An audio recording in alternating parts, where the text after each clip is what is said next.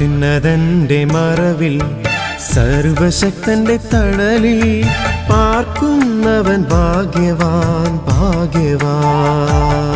എന്റെ സംഗീതവും കോട്ടയും ഞാൻ ആശ്രയിക്കും ദൈവവും നീ മാത്രമെന്നു കർത്താവോടേറ്റു ചൊല്ലിടും അവനേറ്റു ചൊല്ലിടും. അത്യുന്നതന്റെ മറവിൽ സർവശക്തന്റെ തണലിൽ പാർക്കുന്നവൻ ഭാഗ്യവാൻ ഭാഗ്യവാൻ.